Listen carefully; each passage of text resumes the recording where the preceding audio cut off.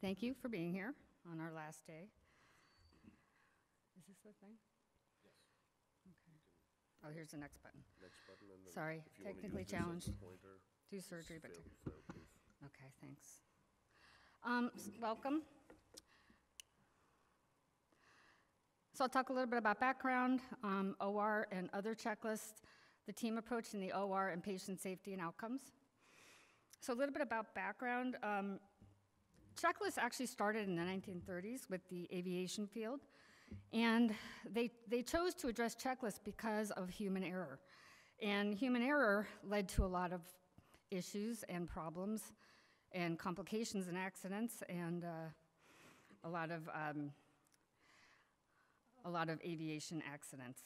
The Cockpit Resource Management Program was started in 1979, and then in the 1980s it expanded to the crew members because they discovered that crew members were reluctant to speak up whenever they noticed something was wrong. And of course, that lack of speaking up led to many, many more accidents. And so then it was changed to the Crew Resource Management Program after that. In 2001, the Joint Commission discovered that the root cause of Sentinel events was really a lot of communication problems. I know Karen's going to talk about communication a little bit later. And that failure to communicate and failure to have teamwork and training also led to problems with patient safety.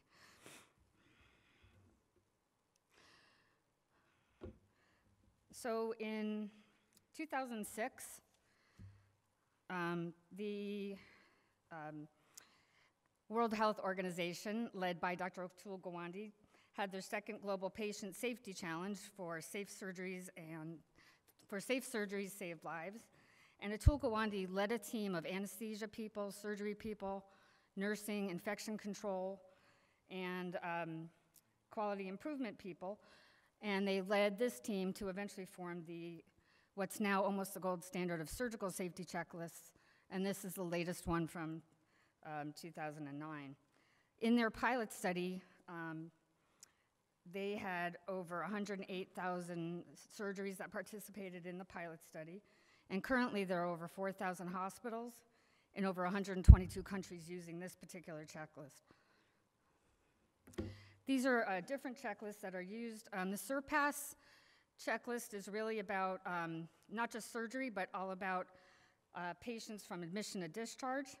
The Michigan ICU checklist actually came out of a study with Johns Hopkins that originated, and that prevents central line blood infections. There's a recommendation for pre-anesthesia checkout, and that's used as well. Currently, there's a checklist for diagnosing brain death and a checklist for the withdrawal of life support and end-of-life care. So using checklists and a team approach in the OR does require participation from all members of the team, including surgeon, the anesthesia, and the nursing team. It requires a shared common goal. It improves interdisciplinary communication, team collaboration, and increases consistency in process implementation as well. So some of this, there are many, many studies. These are just some of them. The first one from the New England Journal is actually the one from the World Health Organization, and it showed that mortality was decreased by more than 30% and morbidity from 11 to 7%. The complications from the annals of surgery went from 19.9 to 11.5. Length of stay was down by 0.8 days, and inpatient mortality 1.6 to 1. There you can see the other ones. The inpatient mortality, the fourth one, is actually the study from the SURPASS checklist right there. So inpatient mortality was 1.5 to 0.8, and the complications from 27.3 to 16.7.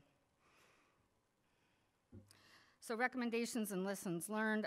You must have all team members participating for it to work. Do not underestimate the impact of leadership support and commitment in order to implement these checklists. You also need pre-implementation education and preparation. Sometimes it's felt that local data is going to be much more of an impact to the participants than national data, and it's okay to use that to support the evidence. It's very important to test drive or pilot test your checklist that you're going to implement. You must be consistent in use, have periodic testing. The WHO project actually took just a few days to get going, but every 3 months it was retested periodically, and it's really not a tick box. A lot of people complain that they just look at it as another task just to check off everything, but it's not. I mean, it's really meant to be followed and observed, and all participants must use it and read it and agree on it. And then don't be afraid to adapt it and modify it to your own personal use. It's not black and white, and it really does need to be evidence-based and particular to your institution for it to work, but it does obviously decrease mortality and morbidity. Trying to get done in 10 minutes. And that's what I've got for you. So I think we support the checklist do work in a team environment in surgery. Thank you.